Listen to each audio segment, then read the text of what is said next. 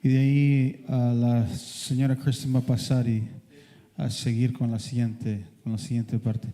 If you could just stand, we're going to go ahead and sing a song, and then our Sister Kristen will come up and continue our seminar for today.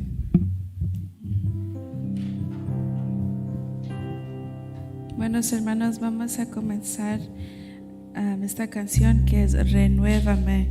Así que hay que pedir al Señor que nos renueva nuestro corazón, y con estos también que nos da la hermana estas clases que nos ayuda a renovar también con el poder del Señor. Renuévame, Señor Jesús. Ya no quiero ser igual. Renuévame,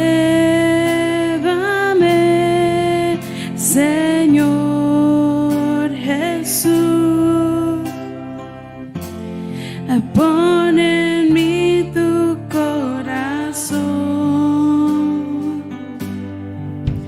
porque todo lo que hay dentro de mí necesita ser cambiado, Señor, porque todo lo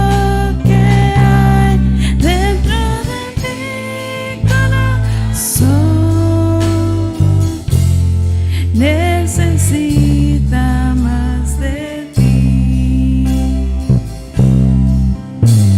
Renuévame, Señor Jesús. Ya no quiero ser igual. Renuévame, Señor Jesús, pon en mí tu corazón, porque todo lo que hay dentro de mí necesita ser cambiado, Señor, porque todo lo que hay dentro de mi corazón necesita más de ti, porque todo lo que hay dentro de mí necesita ser cambiado, Señor, porque todo lo que hay dentro de mi corazón necesita más de ti, necesita más de ti. Amén. If you can join me in the prayer, and we'll ask Sister Kristen to come up. Father God, we thank you once again, Father, for this day that you've given us, Father. May you continue to open up our minds and our understanding, God. And most importantly, may you open our hearts, God. May we receive as much as we can. May your Holy Spirit dwell upon this place, Father. And may we receive what you have for us today. We pray and we ask you this in the precious name of your Son, Jesus. Amen.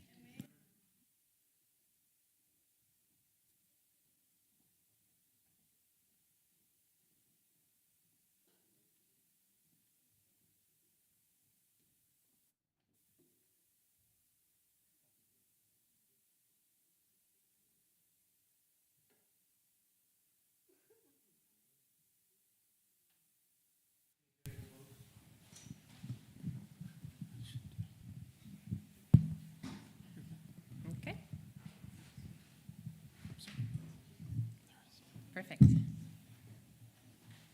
All right.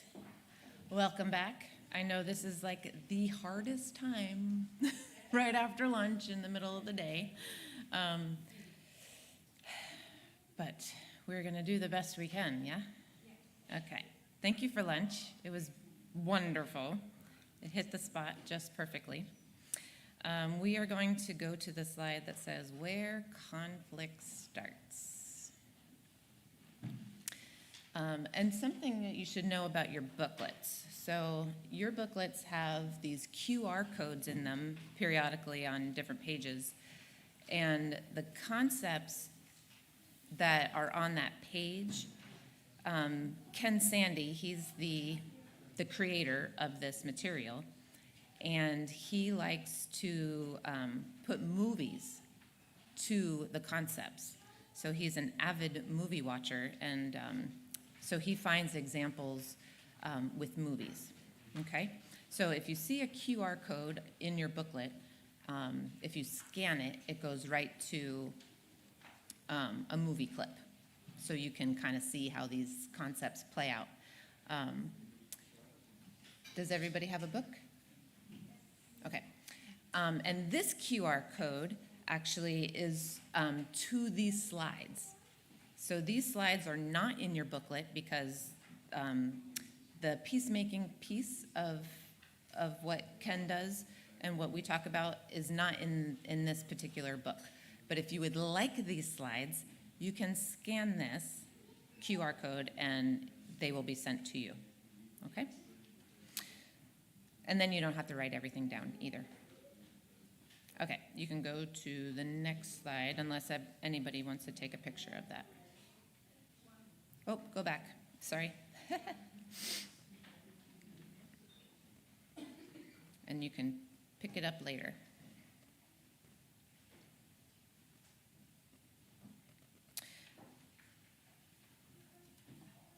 Okay, so you can go to the next slide, I think.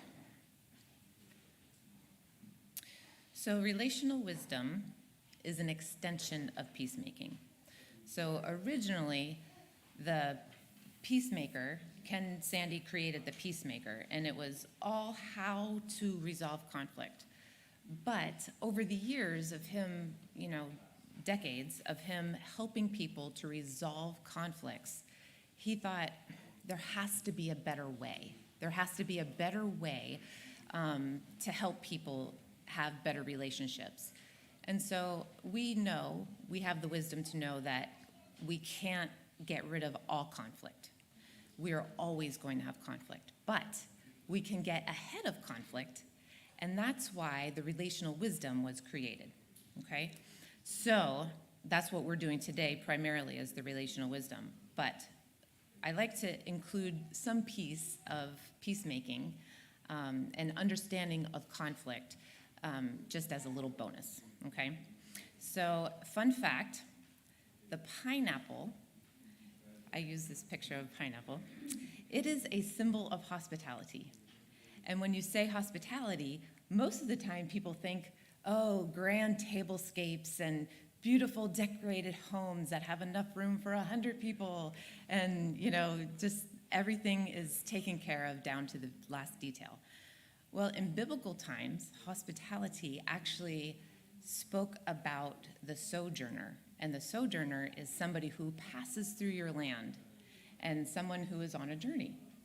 And so the Bible talks a lot about how to treat those people who are passing through your land, because honestly, they're not your people, right?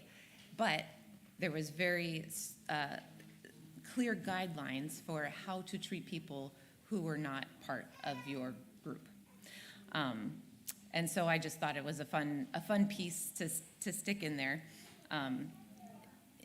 In Europe, back in the wartime, when the military men would come home from serving, they would actually put a pineapple on their front post.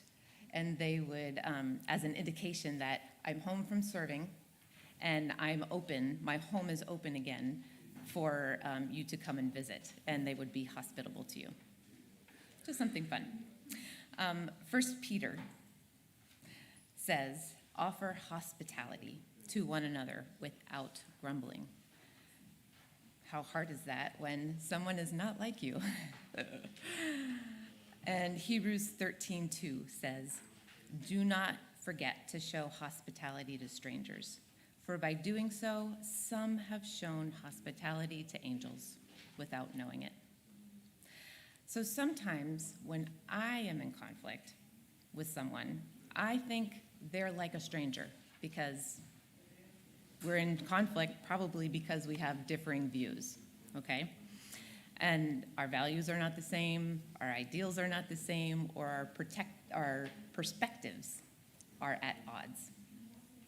And so conflict is full of emotion, because if you've ever had somebody in your presence who does not hold the same values as you, you have some reaction to it. And you're getting frustrated, you're starting to sweat, you're starting to get confused in your mind, and as we've learned earlier, that's the emotion, right? So this afternoon, we are going to learn what to do next with what we're feeling in our bodies, how to put words to what we're feeling so that we can understand ourselves more and communicate that well with others. So peacemaking is our opportunity to engage with emotions in a positive way. A few good examples of emotions in the Bible where peacemaking is present. God so loved the world that he gave his only begotten Son. Jesus asked to be released from his purpose while praying in the garden. And as believers, we are rejected because we love God. You can go to the next slide.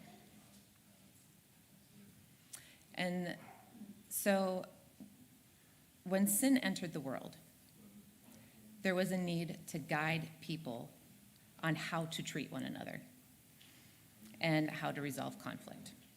So in relational wisdom, we say that emotions are neither good nor bad. They're just indicators to notice that something is wrong that we need to pay attention to. In peacemaking, we acknowledge that conflict isn't bad. I know, that is hard to hear. Who thinks conflict is really bad? Yes, I'm a peacemaker and I help people resolve conflicts. I don't like conflict. I hate conflict. I can handle your conflict, but my own conflict, super hard. So I get it. But when you have a conflict or you need to intervene in a conflict for someone else, there are opportunities. And here are your opportunities. We get to glorify God. We get to serve others. And we get to grow to be like Christ. So I once was on staff at a church, and I was I don't know how you explain it. I was the guest experience director, which just meant I was in charge of all of the volunteers. And I was there to make sure that everything was set up, kind of like hospitality, to make sure that everything flowed really well, and anybody who walked into the doors, they had a good experience, okay?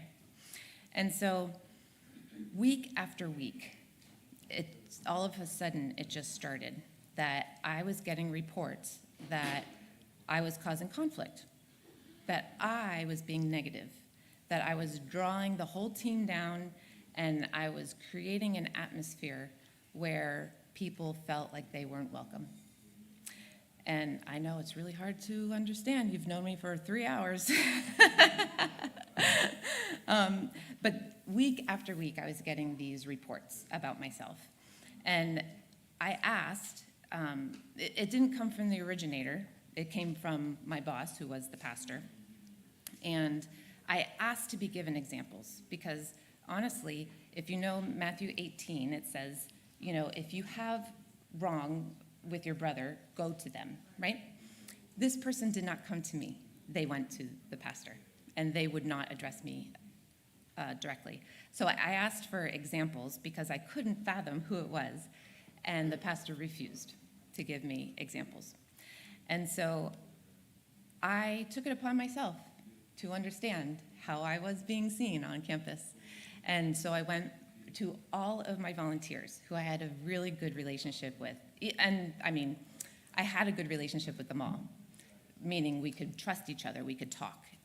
And so I went and I asked them, am I causing trouble?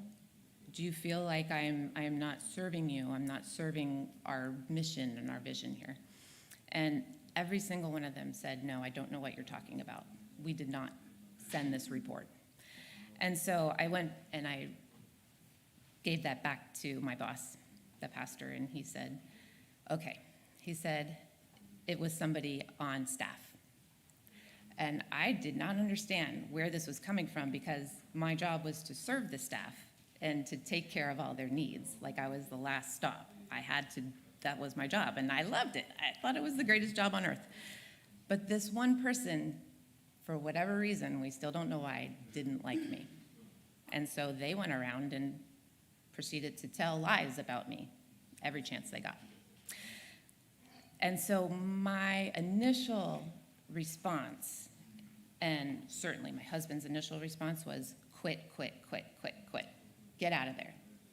And because what happened was this one person was so loud that all the other staff members believed her. And they treated me very badly. So they didn't talk to me.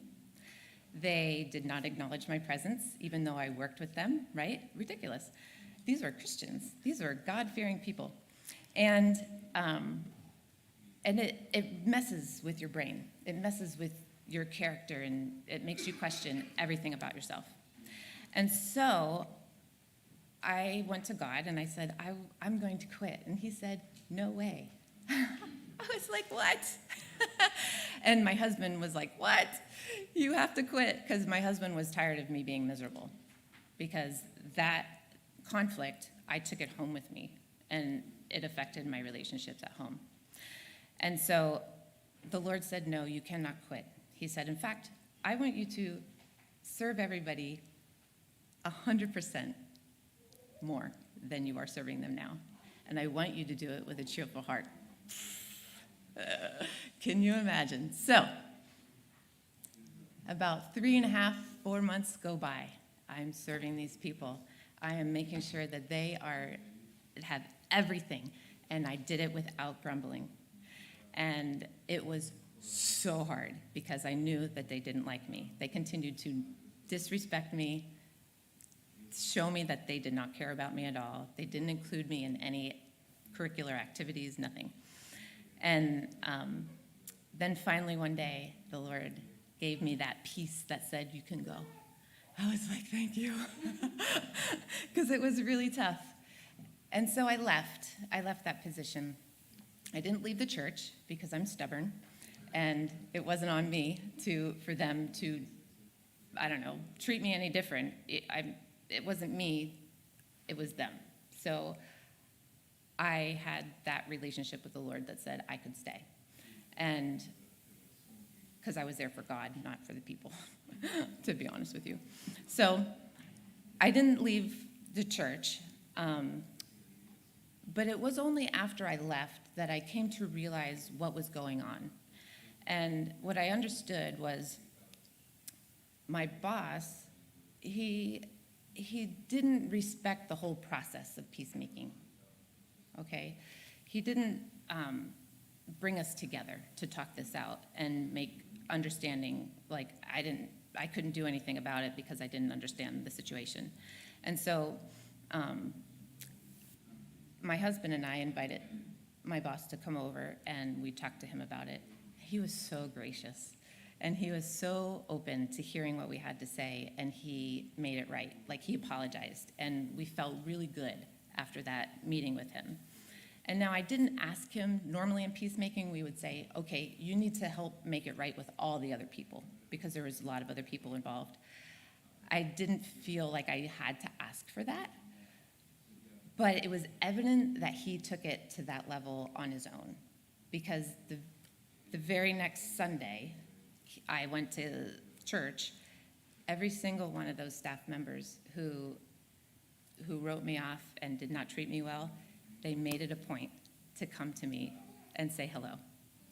They didn't say I'm sorry. They didn't say anything. They didn't acknowledge anything that happened. But because after 5 or 6 months of them neglecting me, they all came to me, I knew that something happened. And I tell you this story because peacemaking is messy. And it asks you to do things that you wouldn't normally want to do. Did I want to serve people who were mean to me?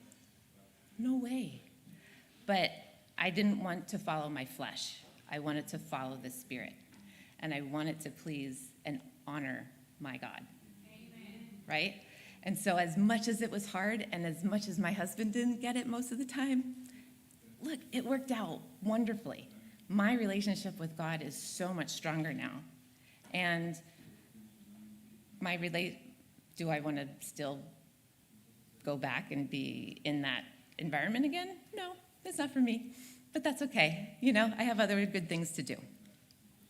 So I was actually able to glorify God in that whole situation. And I served the heck out of others. And through it all, I grew to be more like Christ. Because now I can understand things a little bit more when people are not feeling right around me. Like if I sense that something is happening, I have more of the verbiage, more of the ability to ask into it before it gets out of control, okay? And so you have these same 3 opportunities to do the same when you have conflict. Is it easy? Again, no way. It is not easy. It goes against every part of our flesh and blood. But luckily, we have the Spirit that can help us to do amazing, amazing things. You can go to the next slide. Okay, so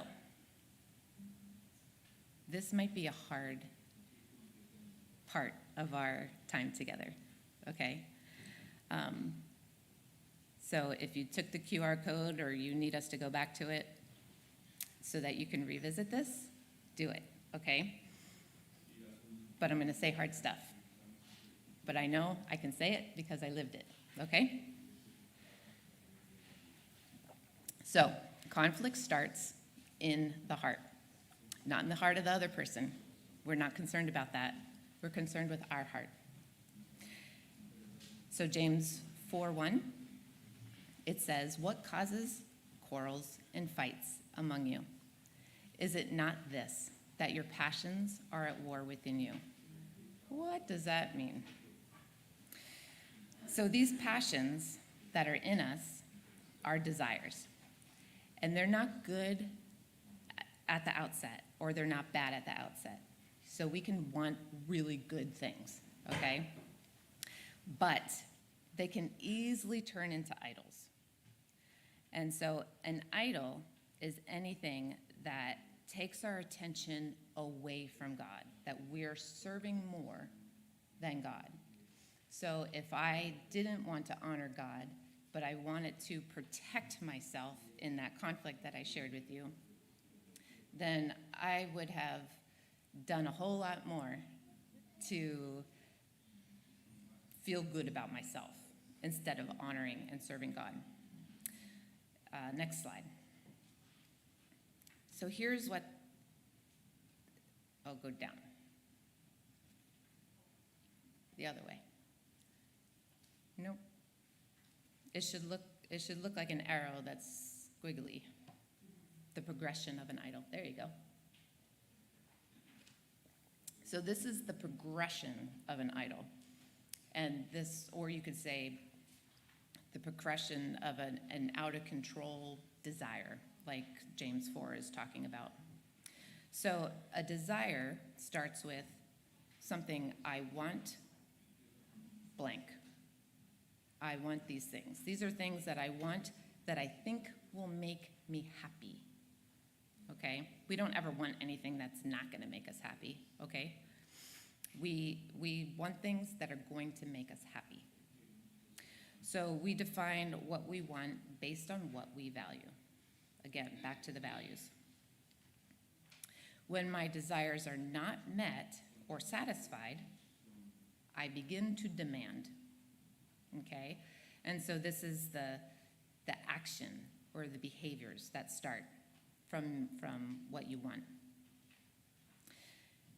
And so you ask yourself, I begin to demand. What do you demand? I demand attention. I demand respect. I demand, I don't know, you name it. You put whatever you want in that blank so that my desires are fulfilled. And you're demanding this of what? People, right?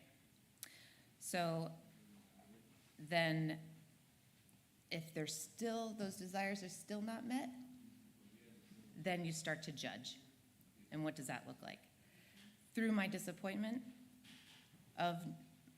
even through my demanding, a child can demand, I want that cookie, I want that cookie, I want that cookie. And they still don't get it. So what do? They throw themselves on the ground and they punish you by screaming even louder. It's horrible, right? But they don't know what else to do. So they judge. We start to judge if our desires are not met, even through our demanding. And what does that look like? We think others are rude. We think they're self-serving. We think they're inconsiderate. And they simply don't care about us for not fulfilling my desire. And so then as a result, I do what? As a result, I shut them out.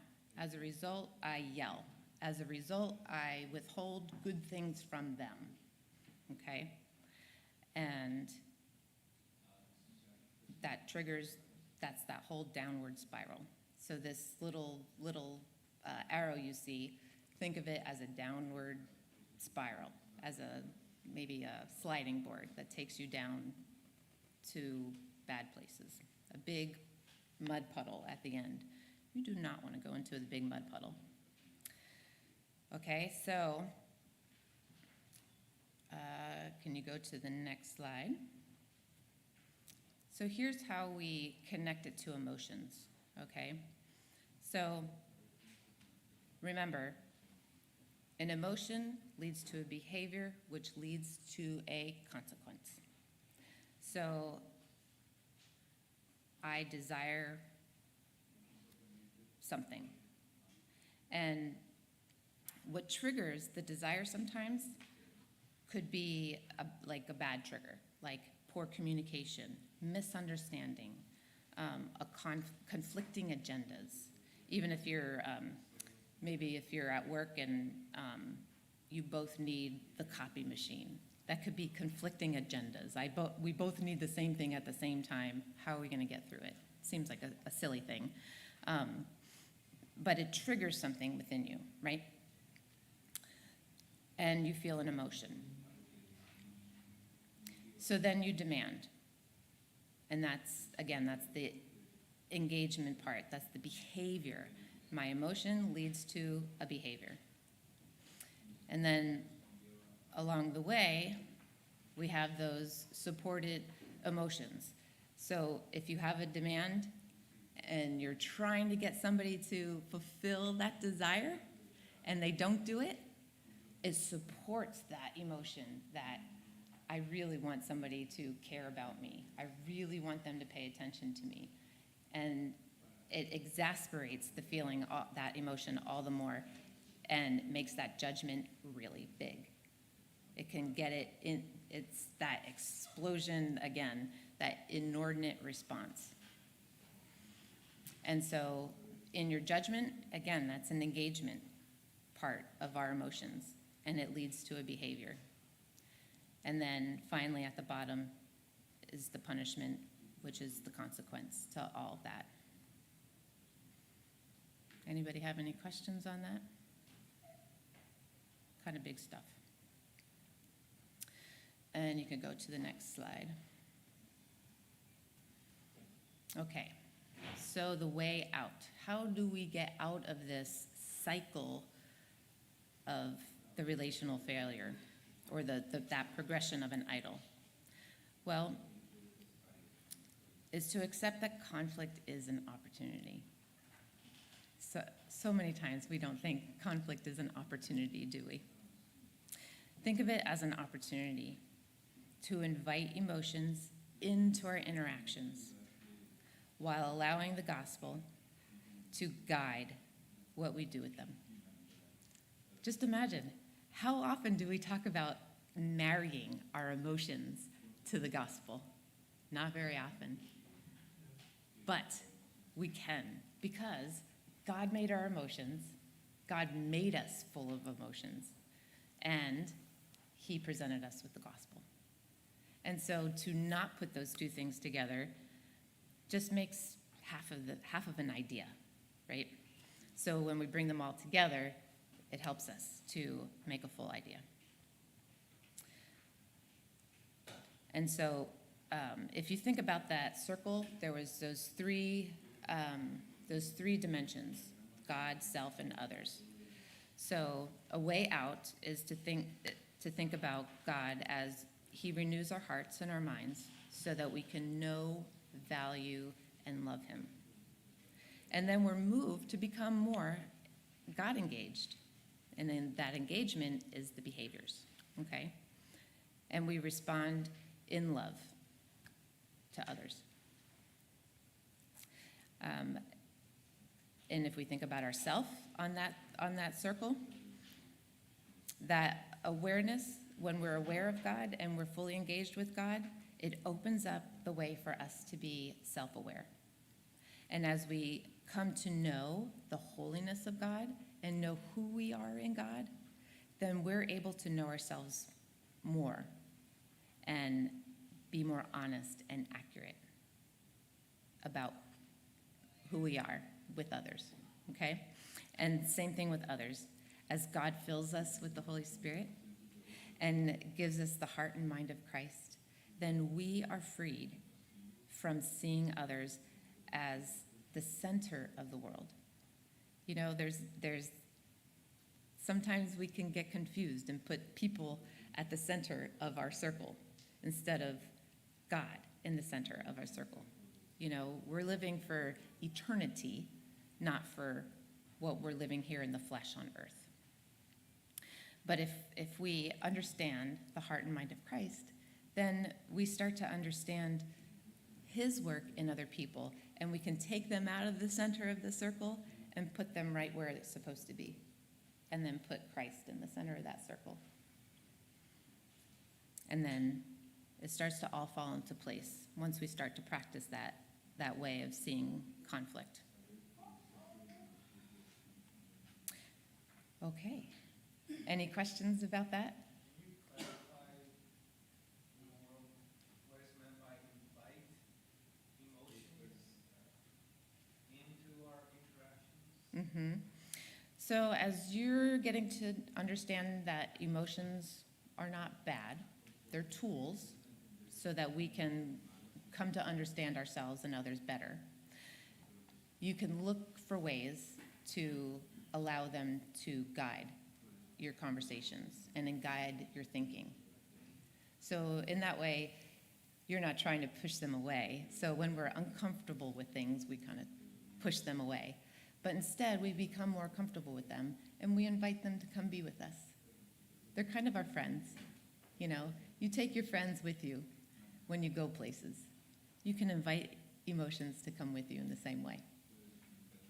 But this is different than, because what we learned in the first half is about the trigger and the allowing the emotions to drive our behavior. But now this is different than that. Well, emotions do drive our behaviors. If we want to allow them to drive our behaviors, that's a different thing. So, ask your question again. So, because you're clarifying, inviting emotions into our interactions. But I guess I have I suppose that interacting based on emotions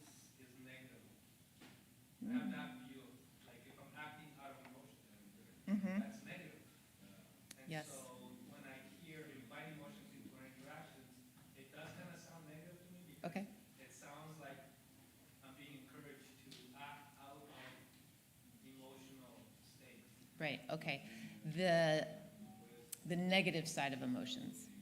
So when the amygdala, remember that part of our brain on either side of our head, when it's in overdrive, then we do things that we can quickly regret because we're not thinking rationally. Now, the idea of inviting emotions in is to say, emotions don't have to control me. They don't have to take over and just sit here and make me do crazy things that make no sense. Instead, we feel the emotion somewhere in our body. It hits our brain like, oh my gosh, something's happening. And then we say, I'm going to understand this emotion so well that I'm going to tell it what to do. Turning it on its head. Okay? So yes, we spent a lot of time talking about emotions that made it seem like emotions were negative. But because most of the time we run on negative emotions. There's a lot of good emotions out there too. If you look on page 7, there's that chart. There's a lot of good emotions on there. But we just don't understand emotions enough to want them to play a positive role. And so when we're in conflict, it's because something's triggered in us that maybe you and I are having a conversation and you said something that made me remember that job that I just explained to you. And I'm like, wait, no, I don't want to have anything to do with you now because you're reminding me of this. So I started associating you with that role, but you weren't ever anywhere close to that conflict. So instead I say, oh no, you didn't mean to take me there because you don't know anything about that conflict. So I'm not going to allow my amygdala to run amok with me. I'm going to calm down, and I'm going to use the rational part of my brain, and I'm going to ask you questions about why you said what you said, and not let assumptions rule me. Does that make a little bit of sense? I know it seems convoluted. You'll get a feel for it because we're going to use some tools. Any other questions? In regards to the idol, and you jumped in later, the idol is our wants. That get out of control. So our very we want, you're saying becomes our idol. Yeah. You could have something that you're convinced that God wants too, and make that an idol as well. If you lose perspective and maybe you're charging over people to make that calling a reality. You know, that you could use it in that way as well. So a desire in and of itself is never good nor bad until it starts to take you down that pathway and you start to demand it and you start to judge people because it's not being met. And then you put that desire on a pedestal. And let me see if I explain it well. So if you have an altar, you know, usually the priests, and correct me if I'm wrong, you're more the theologian than I am, the Bible scholar. So if you have an altar, you know, the priests would bring the offering to the altar. Pretend like you have that same altar, but it has your desire on it. And say it's my, I'll just try to give an idea. I put on the altar, I want my husband to, to love and adore me. I don't know what else to say. So I put that on there the way I want him to. not the way he knows how, the way I want him to, but I'm not telling him what that means. I put that desire on the altar. It is the altar. And then I keep bringing my husband to the altar, and I keep sacrificing him. I'm like dying just thinking about it. It sounds so awful. I am bringing my husband to that altar and sacrificing him to that desire. I'm killing him only so that I could feel this desire. Does that make sense? It's awful. So, I mean, we have desires, and they're okay to have. But when they get skewed and we start to sacrifice one another just so that we can have this desire, that's when we experience conflict. That's when we start divorcing. That's when we quit jobs over and over again because we just can't stay where we're not being satisfied.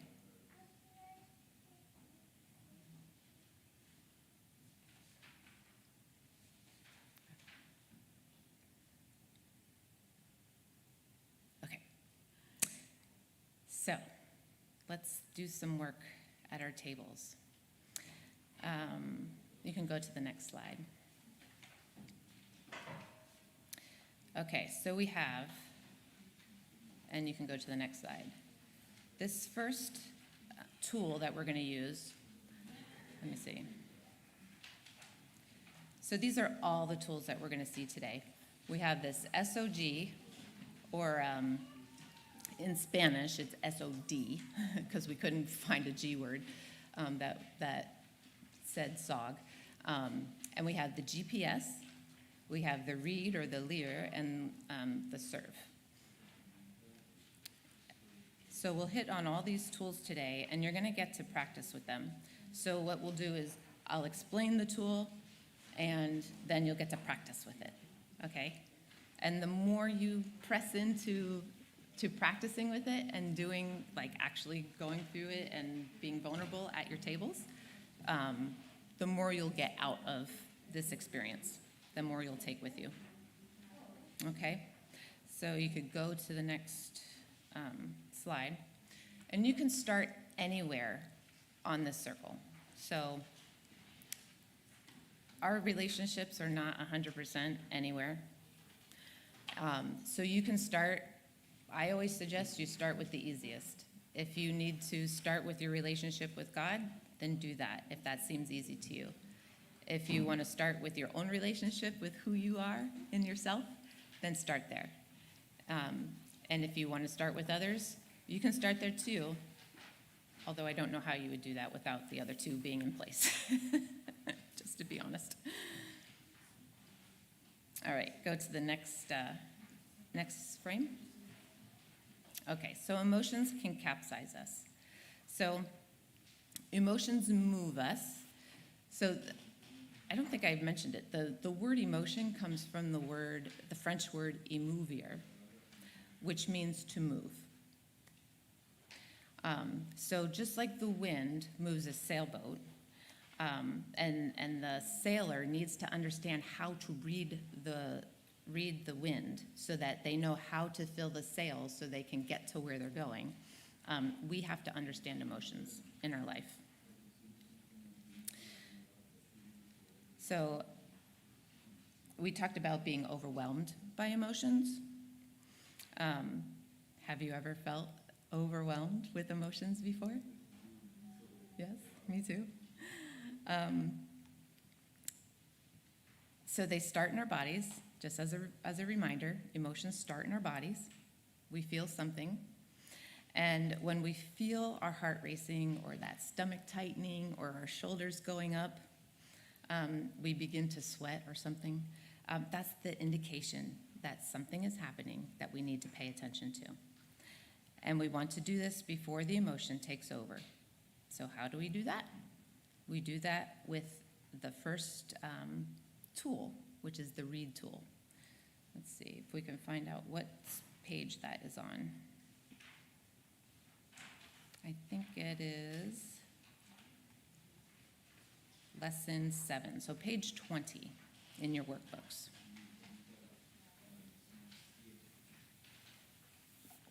So emotions have the power to move us. We want to identify and master our emotions. You can click 2 ahead, I think. Yep, perfect. All right, so this is an acrostic. All these are acrostics. They're just take the word and then create a word from each of the letters in the word. You can use this in a moment of high emotions, or like when you're like in the moment, you can use this. Or like today, we're just going to use it when we're not in a heightened sense of like, oh my gosh, I have to get out of here. Which is where I suggest that we start, because if you can understand what's happening in yourself in this calm state, when you get into that heightened, conflicting area of relationship, you will be able to be more successful at using those opportunities to be more like Christ and to serve others and to, I forget the third one. I forget already. You know what I mean? Those 3 opportunities for conflict. So,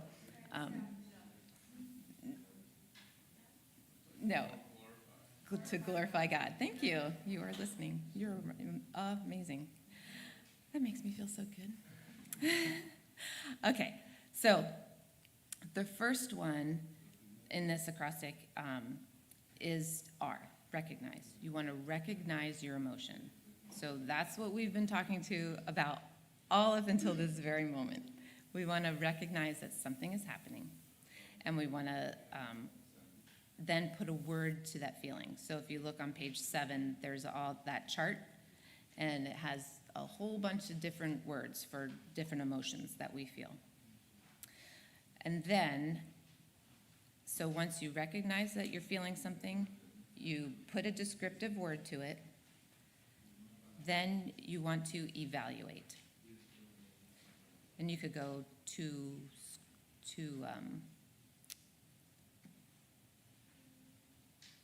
move the, I can't, I'm losing all my words, it's the afternoon. Slide, thank you. Okay, so there's recognize, then go to E, there's evaluate. So again, James 4:1, it says, what causes fights and quarrels among you? Is it not your desires that burn within? And so evaluate the source of that emotion. Where did it come from? Where did you feel it in the past? Is this making you remember about some childhood trauma or something? And what's the desire that comes up? Is it trying to control you? And then A is to anticipate. So if you follow that emotion, if you follow that, you need to anticipate the consequences for following that emotion, okay? Again, that's the consequence part. Every behavior ends in a consequence. What is the consequence of you following that emotion? And then the last one, next slide, is D, direct. So ask God for wisdom and grace to do the right thing. How can you redirect your behaviors so that you don't go down that destructive path? One way you could do that, you can go to the next slide. I'll just share with you now before we go into practice. One way to do that is to do this 180. You want to turn around and go the opposite direction of the bad place, is to buy 6 seconds. So this will initially help you out. And a lot of times when I'm mediating with people, I will say, bring a water bottle with you, because the time it takes for you to unscrew the cap and take a sip of water, it could help to dislodge the control of the amygdala on your brain and start to reactivate the front part of your brain where rationalization takes place. Yeah. Would you say that with regards to conflict, that there's just certain times where you just kind of like have to just kind of give up and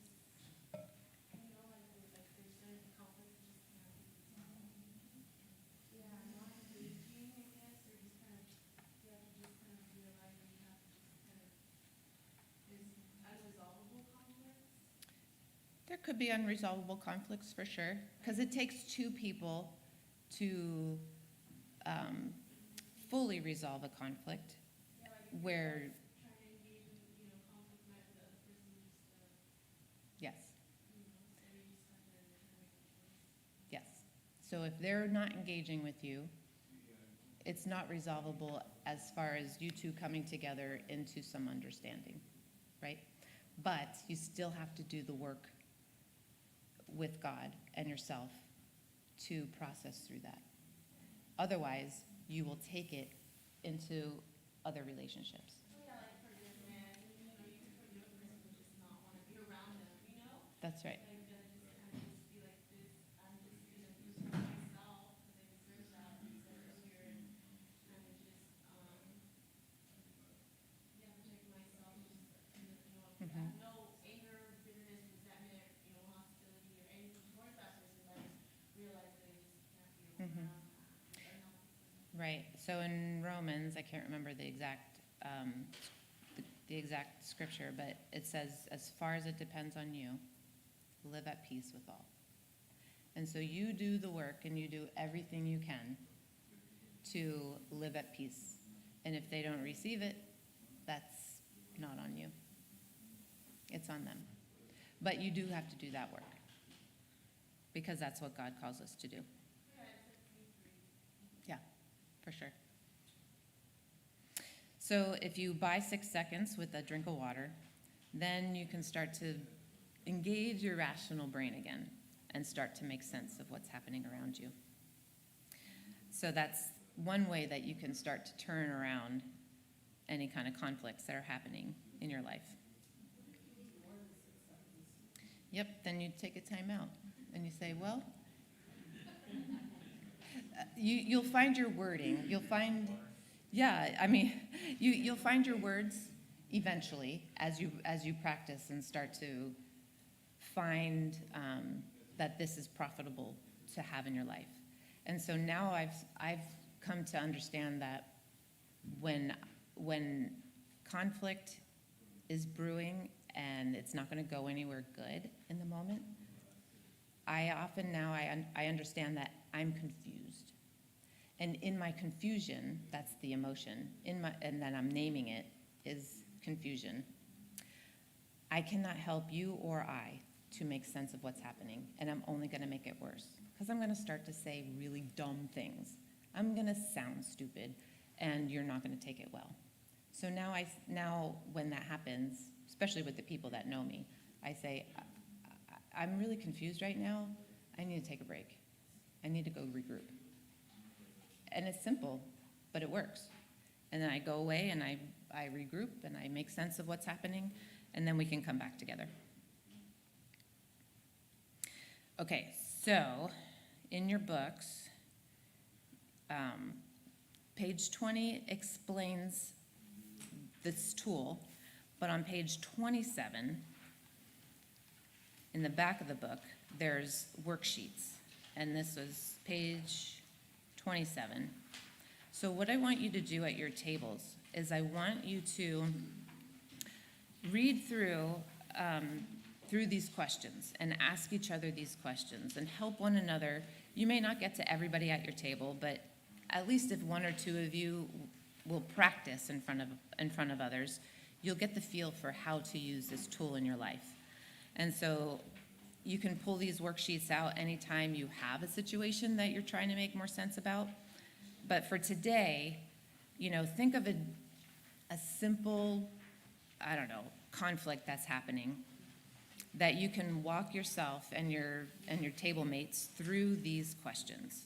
So help your friends at your table to recognize their emotion, help ask the questions, and then evaluate the source, anticipate the consequence if they continue to follow that emotion, and then how can they do the opposite and redirect their emotion to on a more constructive course, okay?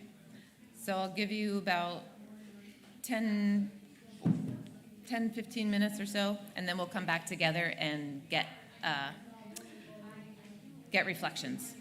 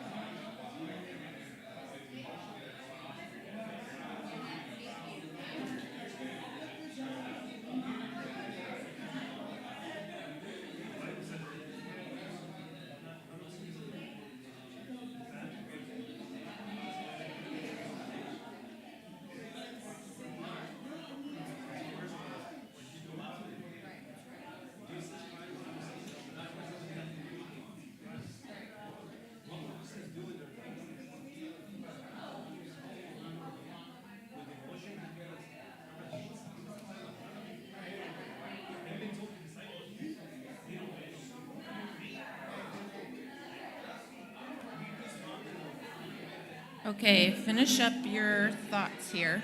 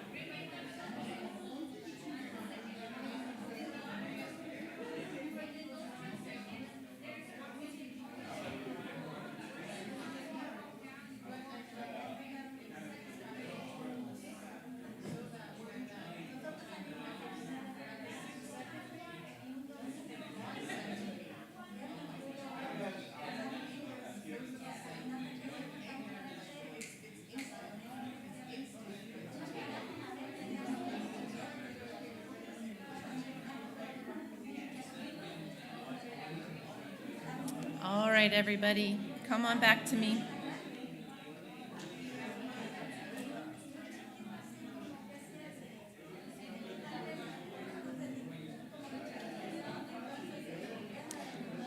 Do we have anybody brave who can share something that maybe something that they understood about themselves a little bit more after this practice?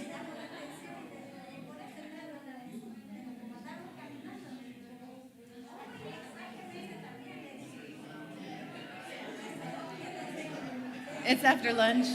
This is what happens. It's a long day.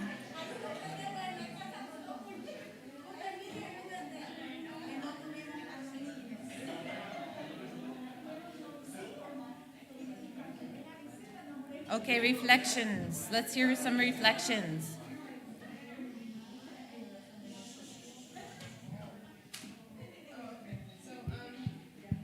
To me, and I shared this with my group, I think the 6-second rule. Oh. Hi. What we talked about in our group, everything kind of. I gave them a rundown of like the first part, but what I told them is what's a godsend to me is the 6-second rule. Like I would have. That to me, I'm totally gonna take that because I struggle with anger. I react really quickly. I don't think about the consequence after my reaction. But to take a moment and open a water bottle and take a sip and maybe a second sip and then go, okay, how is my reaction, my negative reaction, going to affect this person in 5 minutes? So that's my reflection. Yeah, maybe it would give you just the right amount of time to start thinking rationally and saying, I want to experience this differently, more positively. Any other reflections before we move on?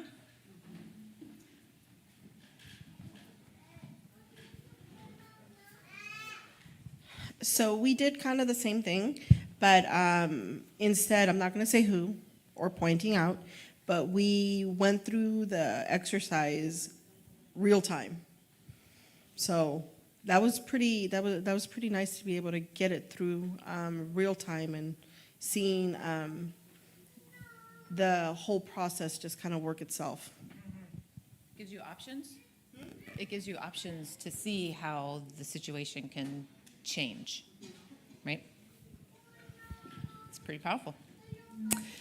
All right, so if you want to turn to page 18, the next tool is called SOG or SOD.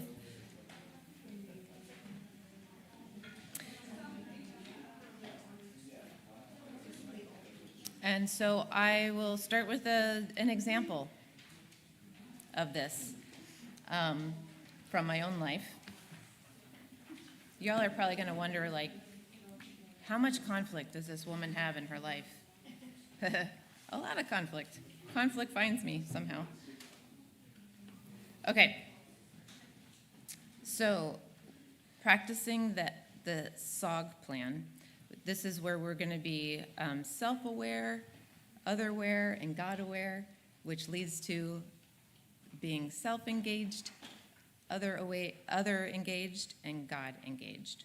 Because remember, awareness leads to engagement, which is emotions lead to behaviors, okay? And awareness asks us, what do we know? And then the engagement asks us, what will we do with what we know? And we're going to flip to the next slide.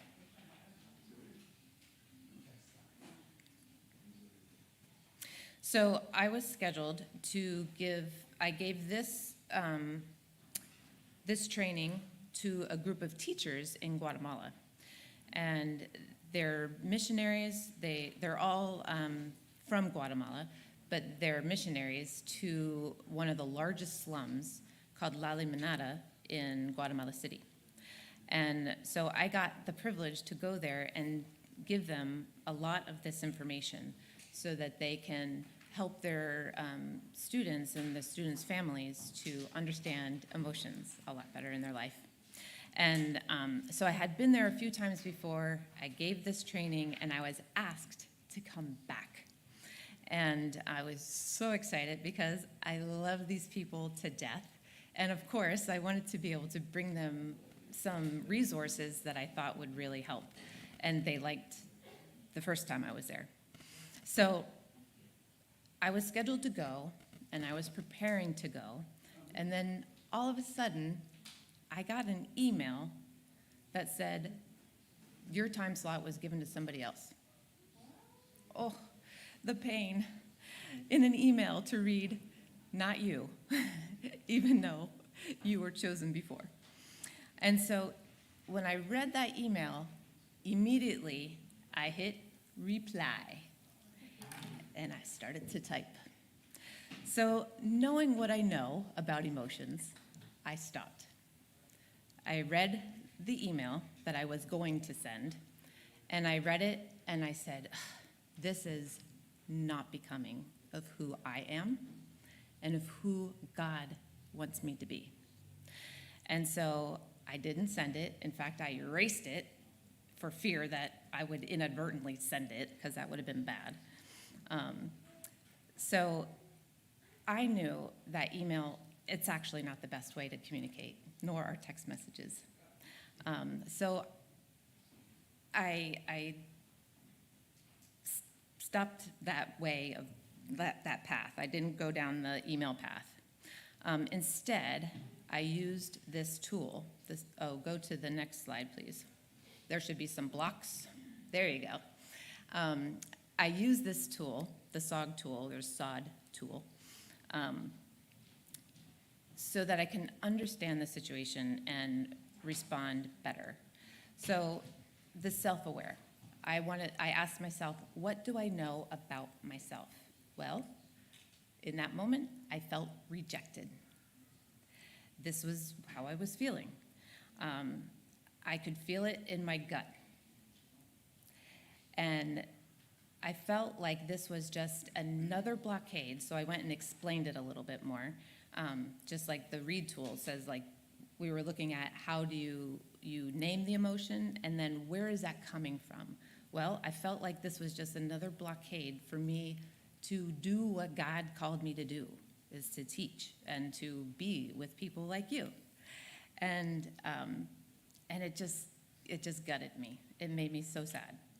And my brain went to stories of, well, you're just going to have to start over. You're going to have to find other people to work with. And it just seemed very hopeless. And what did I know about that other people, other awareness? What were they thinking and feeling? Well, I didn't really know. I asked myself, what legitimate thing could have been going on for that executive director to email me and tell me I was no longer able to go? I wondered, did I offend them? Did they not like me anymore? You know, these are all the kind of the questions that you ask. I had no understanding about what they could have been doing or thinking or what they needed. So I kind of put that other awareness aside because I didn't have any answers. And then got aware. I asked God, what are you doing, God, in this situation? What do you have for me to learn? Part of it was not to be reactive, right? And then that all leads to the engagement. So you can go to the next slide. So self-engagement. I wanted to wait to respond until I was doing it from a place of curiosity instead of a place of judgment, because I was judging them all over the place in that email that I was writing. And it was nothing holy. It was all about me and my feelings, right? The other engaging, I asked for a video phone call instead of trying to do it over the phone or trying to do it through email to work this out.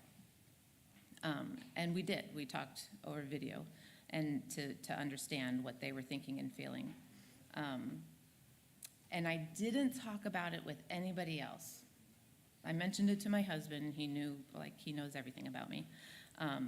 But I didn't talk about this situation with anybody else in the organization because it's none of their business, and I don't want to cause trouble, right, with other people.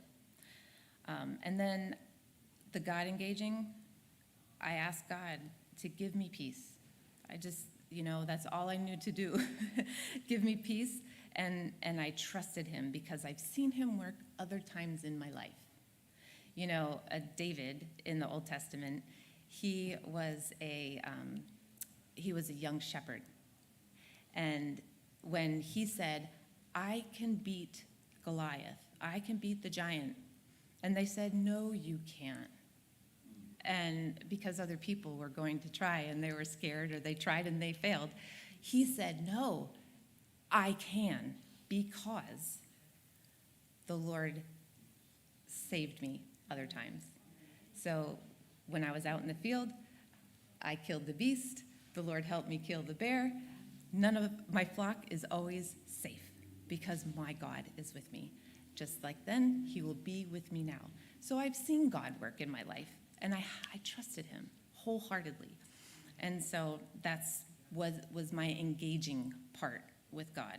I engaged with him, and I understood him to be on my side, that he could give me peace. Okay, so it turned out well. It wasn't anything that I thought. They loved me anyway. It just was, they wanted to use a different resource that would bring them something different. And had I not asked them, instead of just writing a rip-roaring email, my relationship with them could have been severed forever. So you see how this material, if you get a hold of your emotions, you can get ahead of conflict. And we still had a little conflict, mostly on my end, but it didn't get out of control. Okay? So I want you to look at page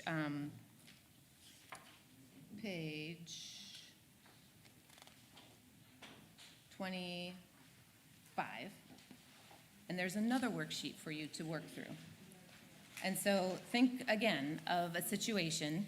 Maybe it's the same situation that you were talking about previously at your tables, but maybe use this tool and just see how it might play out differently. Or you can learn a little bit more about that situation. But there's wonderful questions here that you can ask yourself and ask your table mates. There's some scripture there that you can look for. But give it a try. And again, I'll give you another 15 minutes or so to try it. And then we'll come back for reflections.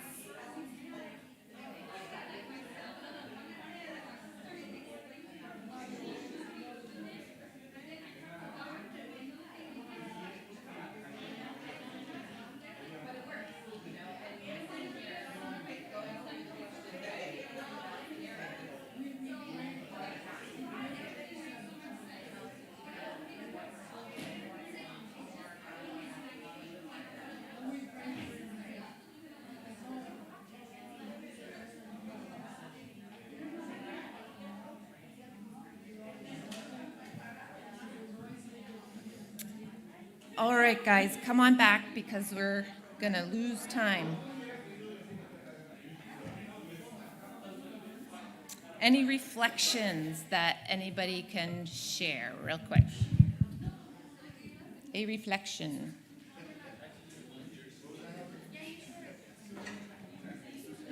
Anyone want to share a reflection?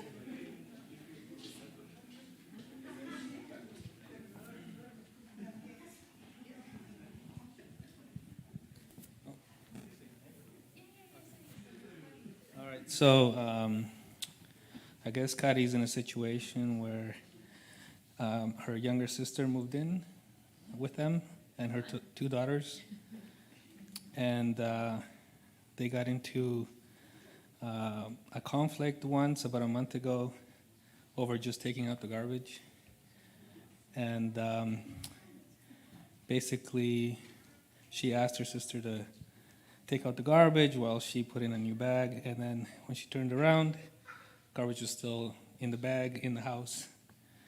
And then so she went after her sister, asked her why she didn't take out the garbage. I guess long story short, things like exploded.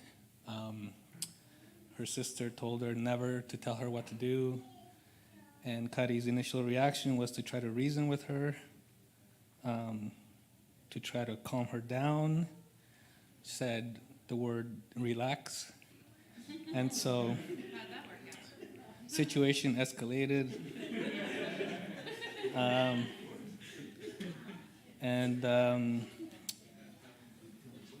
so her initial, like, what she felt like doing was to try to control, I guess, or calm the situation down. Didn't work, and so after some reflection, she decided to take out the garbage herself, trying to put herself in her sister's position.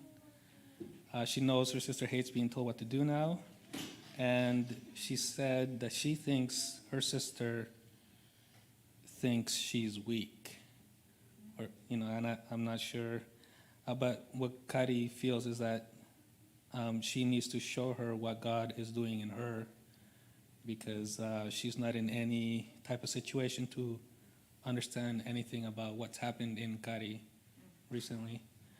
As far as like God aware, what do I know about God? She does know that God is calling her to walk that extra mile, as he says in the Sermon on the Mount, and that this is an opportunity, I guess, to demonstrate to her sister how much God has changed her, because her sister only knows what she used to be like. So, yeah, that was. It's a great example. Yeah, and I think, like, it wasn't about the trash, was it? No. So it's about this old you. She's responding to an old you, and she doesn't know the new you. So that going through this exercise helped her to see, oh, maybe God, wants me to go the extra mile. He wants me to show the new me. And your sister may not accept it. She may, but she may not. But you do everything you can to live at peace and to honor God. And, you take it a day at a time. And then you revisit, what do I know about God now? What does he want me to do now? And then you could go from there. It's hard, but you're doing the work. And when we do the work, it brings more peace. Yeah. All right. We can move ahead a couple of slides. And we are going to look at page 19. Is the introduction to the GPS. So, who uses a navigation system? You use Google Maps? Yes, I do too. And sometimes, well, most times, it'll tell you to turn right? But sometimes I don't know if it's this right or if it's just like a little right. And I always get it wrong. And I inevitably always get frustrated.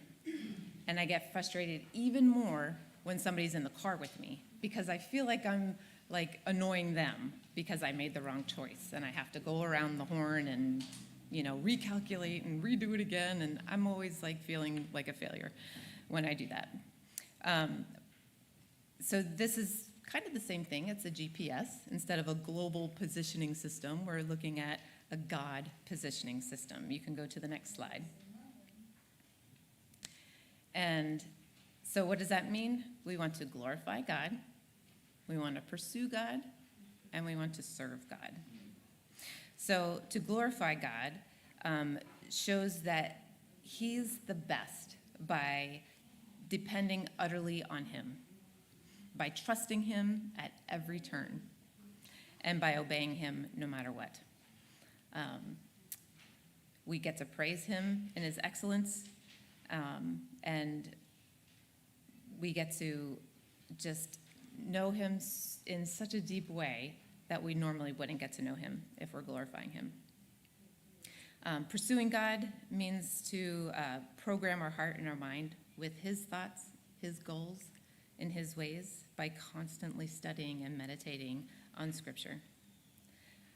Praying for clear guidance and worshiping regularly with people who love to walk this path.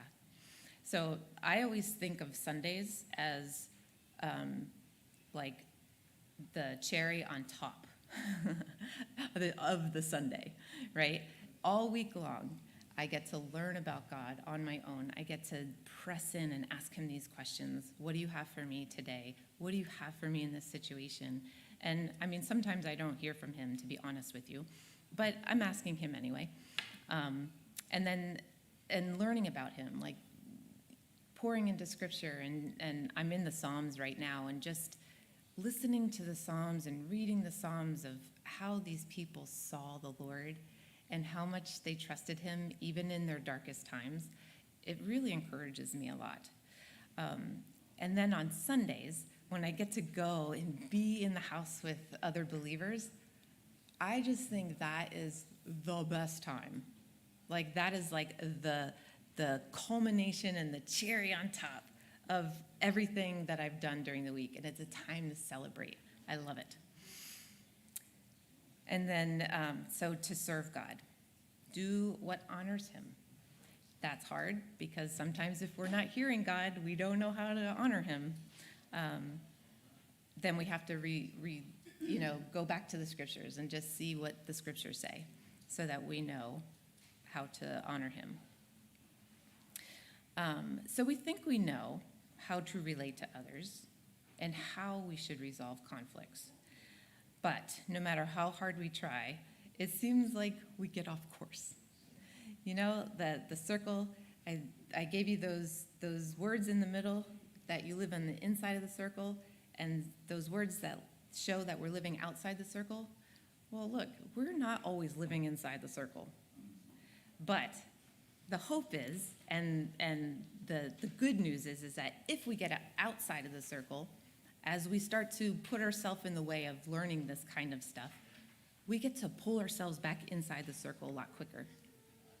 You know, instead of having months and years go by that we don't understand that the trash wasn't really about the trash, it was about something else. We can stay inside the circle, and we can do what we can to live well with God, okay? So we can learn to follow Jesus' command to love God with all of our hearts and love our neighbors as ourselves by getting rid of defective navigation systems. Look, stop listening to people and things that are spreading lies. If you listen to the news and you get depressed, maybe you need to stop watching the news. Maybe not forever, but give it a rest for a minute.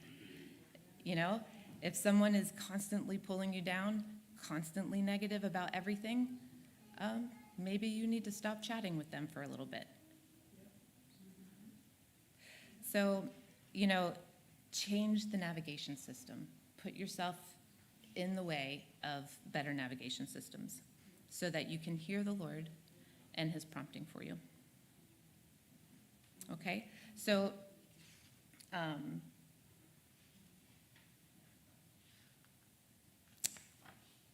you can look at, I don't know if we have this. Yes, on page 26. GPS. So again, just real quick, go through with your tables.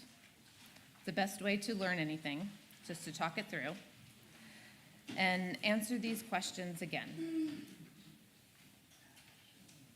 What does His Word tell me? Am I regularly studying and meditating? Come on, be honest. Someday, there are some seasons that I'm like, I don't want to learn any more from the Word, because guess what? When you know the Word, you're responsible for it. And I know that full well. So sometimes I have to be honest and say that I'm not learning anymore. And serving God, what would please and honor Him in the situation that you're in? So just give yourselves like 10 minutes. This is an easy one. Maybe not an easy one, I don't know. But chat with your tables, and then we'll come back.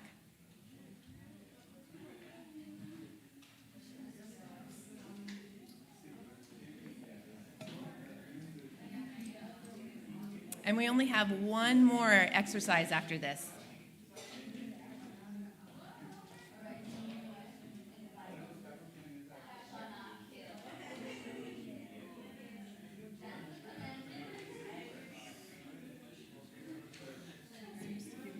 Oh, okay. Thank you.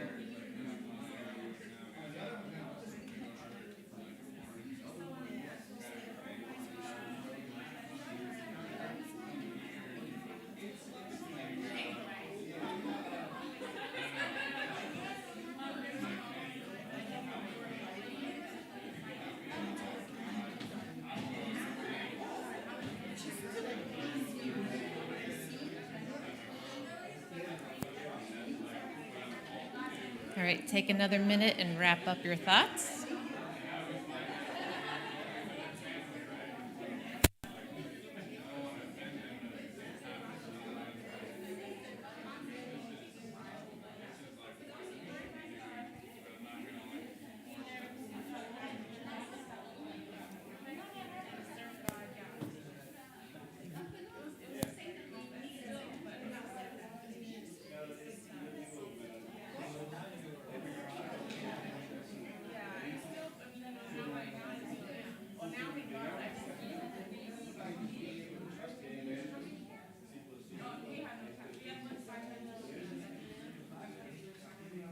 All right, come back to the room and the group.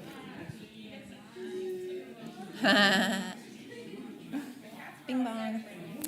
It'd be super if, I don't know if any of our Spanish speaking tables want to share. I don't want to exclude them. This is the Spanish speaking one here. Would any of you like to share your ¿Alguno de ustedes quiere compartir algún evento, una situación? We're talking about the glorification of God, how He's manifested in each and everyone's life. if you want, I want you to I wonder share. if hermana, usted diga algo usted acerca de cómo glorifica a Dios, una situación en la que usted ha visto que Dios se ha manifestado en su vida con sus nietos, con tantas bendiciones, a pesar de todo lo otro, a veces nos enfocamos en lo que nos duele. Pero como dije, pues, somos un grupo de una acumulación de muchos eventos.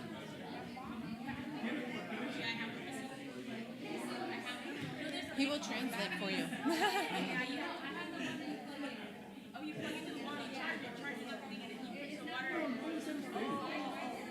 Oh, you want me to do it? Is she doing in Spanish and doing in English? Sí. Yes. If you want to, I don't want to pressure you. We're not going to do it. Huh? She's the one to do it. Okay. We just share it. Thank you. Okay.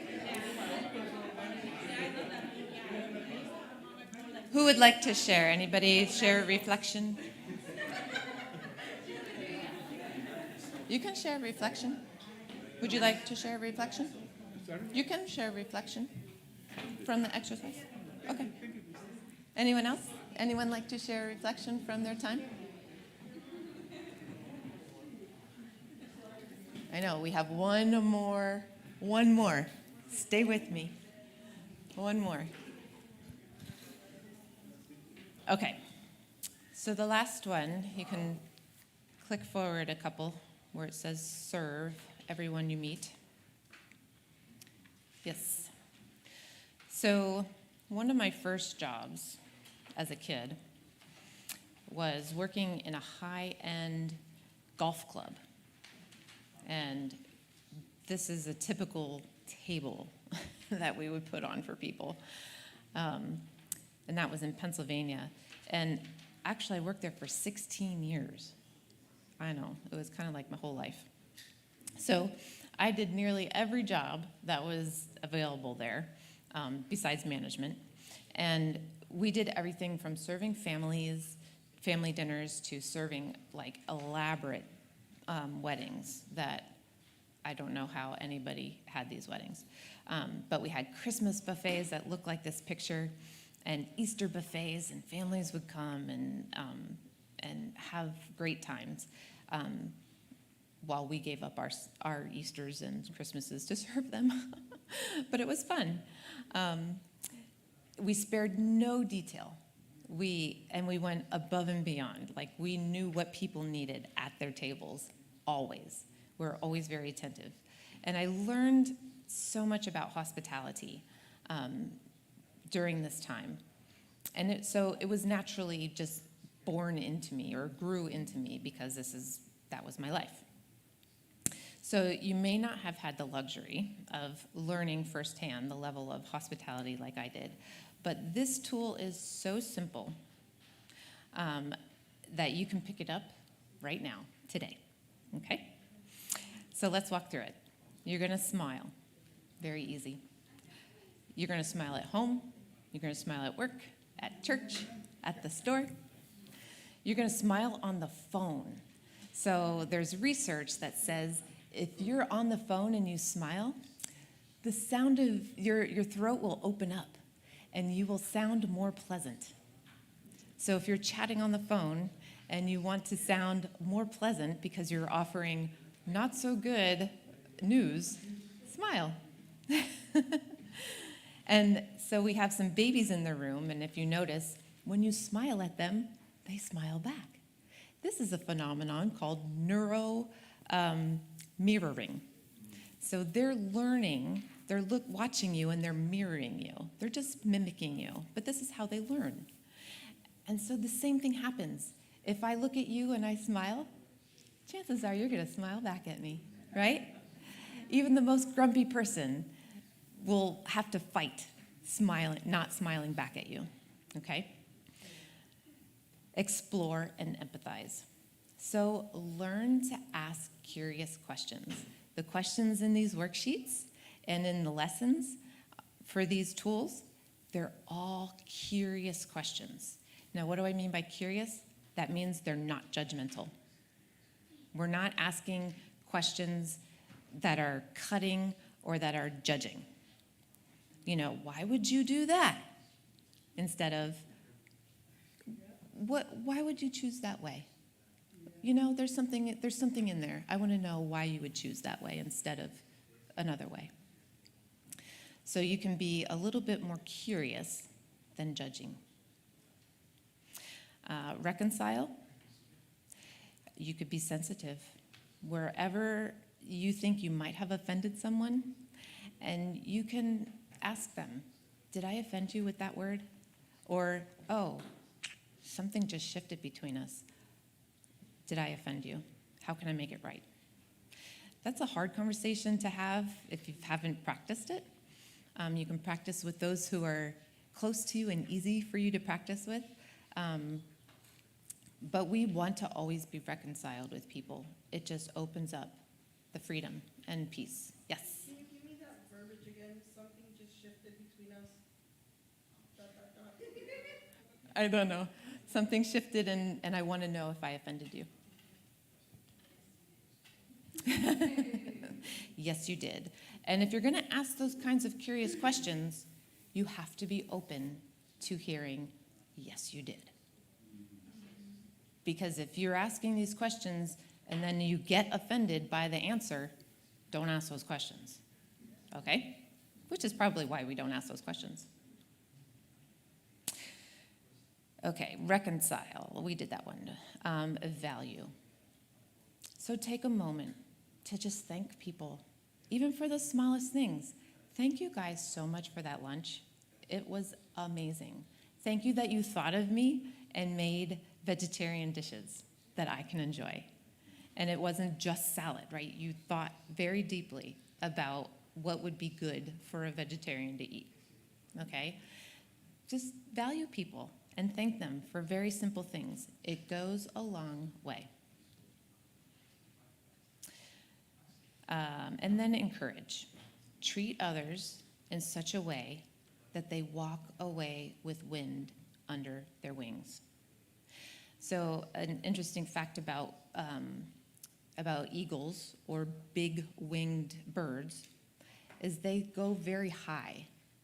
And they cannot get up there just by flapping their wings. They get up there because they find a current and it gets under their wings and it lifts them up. They're not getting up there on their own effort. So what if we did the same thing by encouraging others with beautiful words, true words? You don't want to just puff people up. You want to find something that's true, right? And give them that encouragement because it lifts them up. It's so hard to walk this earth without encouragement from others. And if it's in your power to live at peace with everyone, just give them an encouraging word. What is it to you if they walk away feeling a little bit better? It's amazing. Think about the last time someone gave you that gift of encouragement.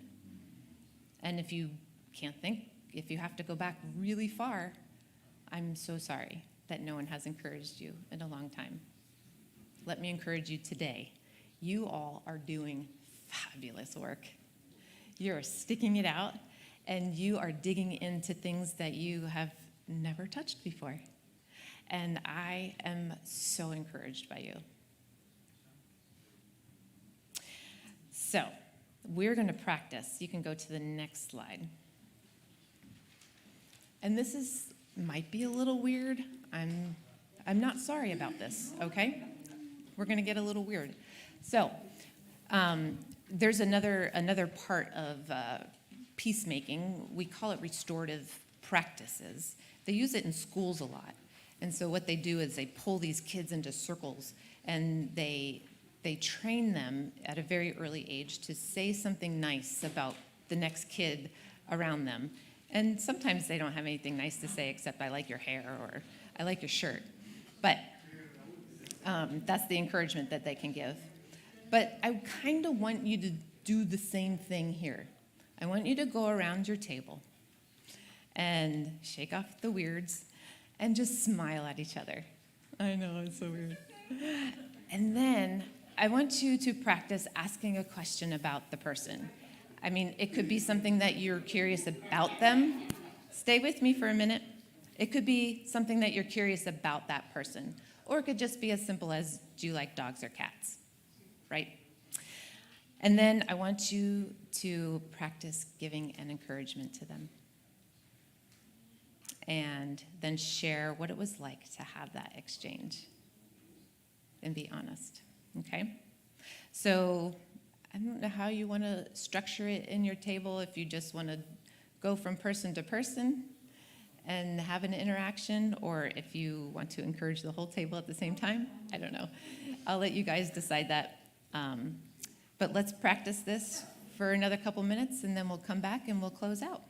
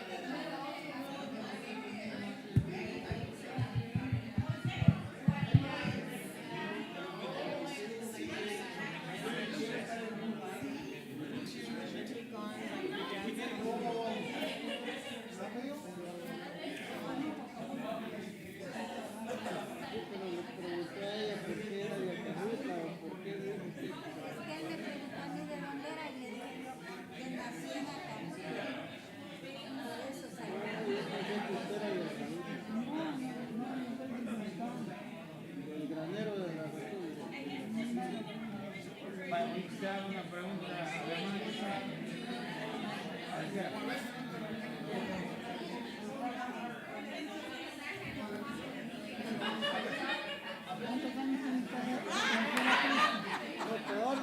¿Cuántos años de conocerlo? De conocerlo ya tiene como unos, a lo mejor como unos 45, pero de que llega un momento en nuestra vida, ¿verdad? Cuando dice, una cosa es conocer y otra cosa es hacer un compromiso. Entonces yo me bauticé antes de que unos meses antes que naciera mi muchachito. Entonces ya tiene como 21 años y medio, como 22 años. De que he tratado de obedecer lo que dice la palabra. He tratado y he puesto mucho en mi vida, porque yo quiero agradarle a mi Dios. Y para eso tiene uno que poner mucho de su parte. Antes de, como esto, ¿verdad? Trato yo de reaccionar siempre, ¿verdad? De no hacerlo mal antes, ¿verdad? Necesito reaccione uno a algo. Es fatal. Yo le pido a mi Dios y le sigo pidiendo a mi Dios. Yo quiero agradarle a mi Dios. Ahora usted le hace una pregunta a la hermana. Cualquiera.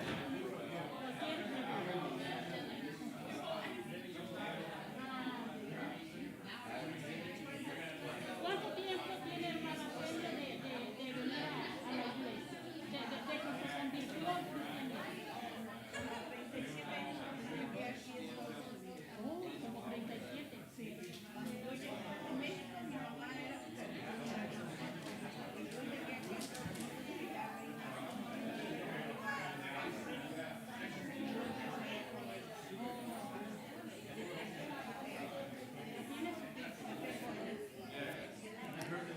All right, wrap up your thoughts here. Okay? Yeah. Come on back into the room. Join the group.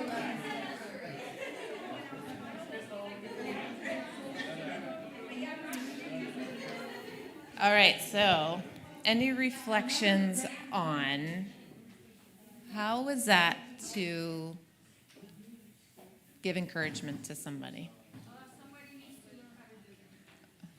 Okay.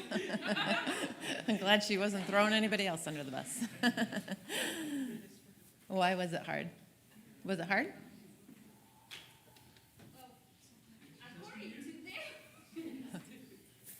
Okay.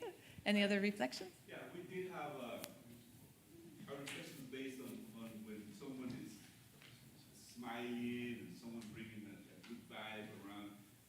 You feel other people that feel maybe judging someone else, that they judge you back as, well, we know you like us in the garbage truck. Why are you so smiling? They get resentful. Uh-huh. How to deal with that, questions that we had amongst ourselves. And my approach to that would be, we don't have the power to change anybody else's feelings. I can only protect what I'm actually doing. It's probably eroding or tiring to portray something that you're really not feeling. So, Well, that's his question, isn't it? Are you faking it? Or are you genuinely, the road is rough, but it's okay? What is your name? Pablo. So Pablo told me about his foot, and I said, "Are you scared?" He said, "No."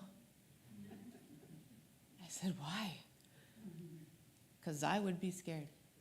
And he said, "No, I trust the Lord." And he's smiling. So, even if you have dark stuff that's happening or hard stuff, you can still smile.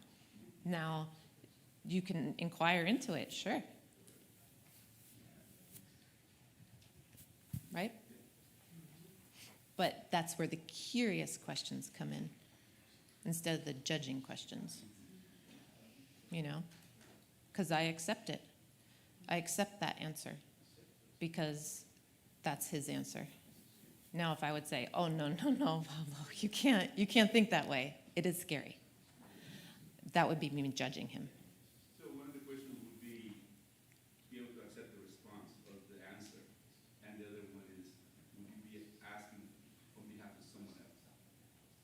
What do you mean?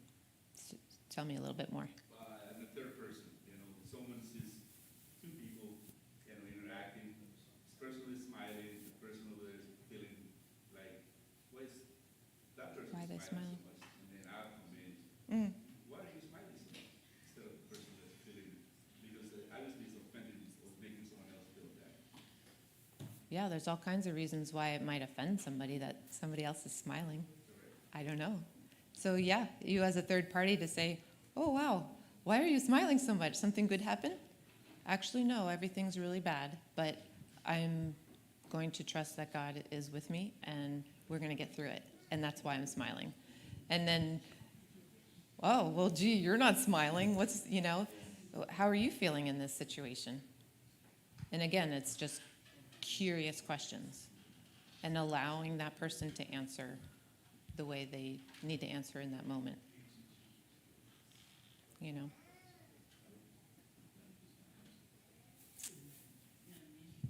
Any other reflections? Any other questions from the whole day? We did laugh a lot in this group, so I don't know if that's a good thing. I love it. Yes, it's always good to laugh. So, whenever you do something like this, you spent your entire day with me, and you learned things that you have not learned before. So, it would not be to your benefit to just go home. So, I'd like to encourage you, just take a few minutes right now. Of all the things that you heard today, what's the one thing that sticks out to you that you can start to put into action in your life today? Because if you just walk out and you don't make that choice, you won't pick this stuff up again. You know? So is there one thing that anyone's brave to say, I want to do this? Go. Well, I'm familiar with the amygdala and then the, like, you know, the brain and all that stuff, the autonomic responses and all that stuff, but, It just helps with the... but I guess reminding myself of being aware of the emotional hijacking that's going on. So I'm kind of like, hey, I'm not in my rational brain right now.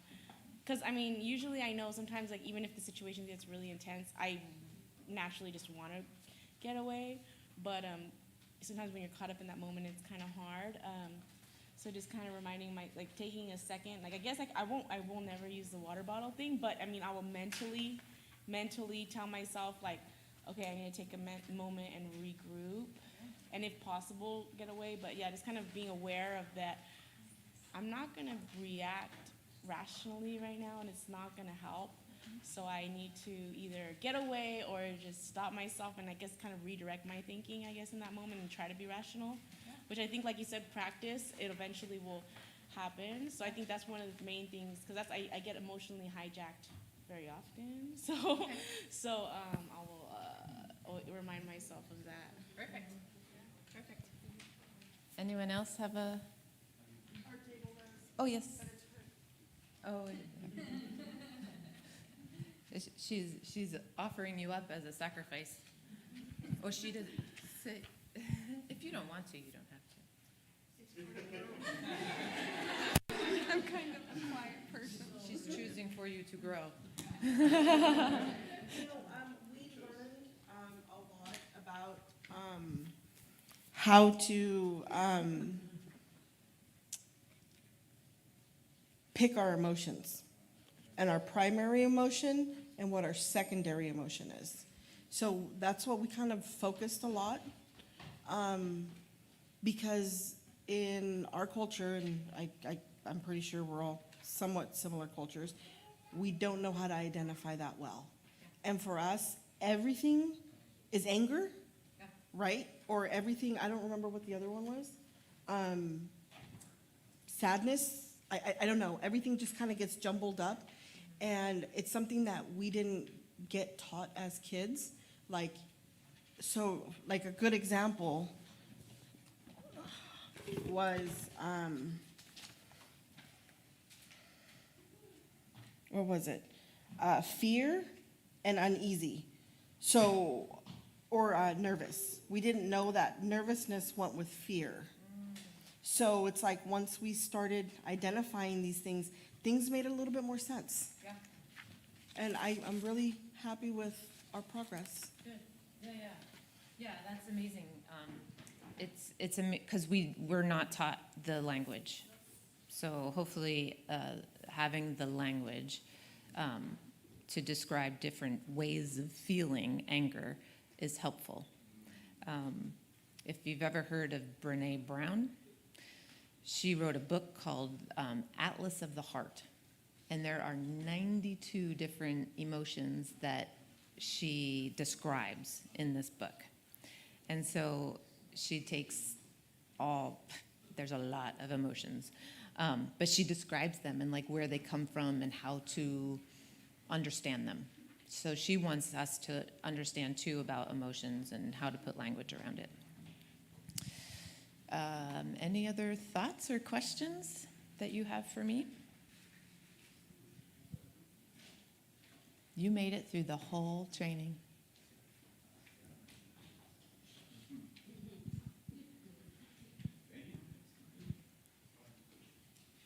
Pastor, do you have any questions or closing thoughts for us?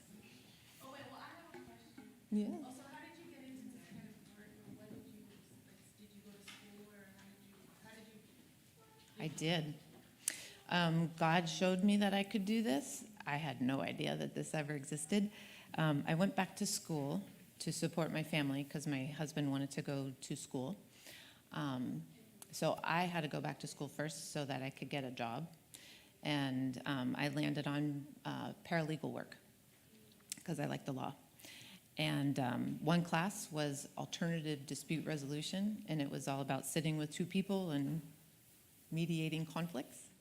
And I loved it, like every minute of it.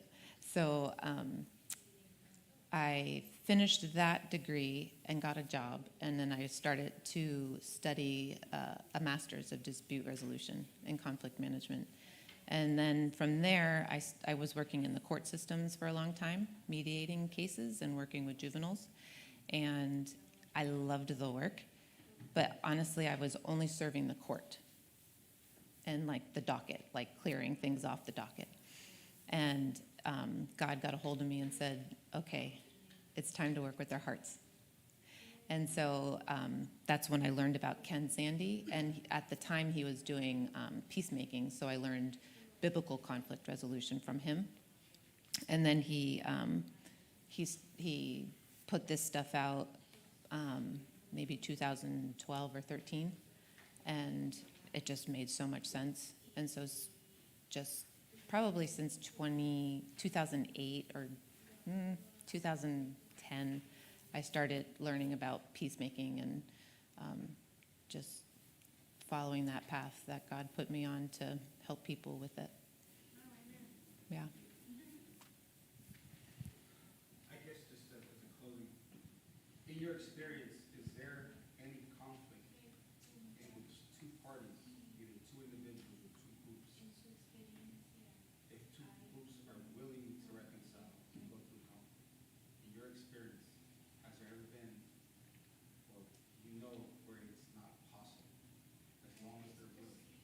No, as long as both parties are willing, you can overcome anything. So there's a lot of stories out there. The Amish in Pennsylvania, they had somebody come and shoot and murder a lot of their children and adults in their classrooms. And he didn't, the shooter, normally they also die, but in that case, he didn't. So you would think that is not redeemable. There is no way that I can see this person again or extend that grace or mercy that we're talking about, or find peace. And no, the community as a whole extended a lot of grace and mercy to that man, and they visited him in prison and shared the gospel with him, and he made it right as well. So I mean, if you could get through murder of taking the life of your children and precious community members, I can't think of a thing that you can't get through. You know, I think we're the ones that are the biggest blockades to resolution. Yeah. Thank you. Yeah, thank you.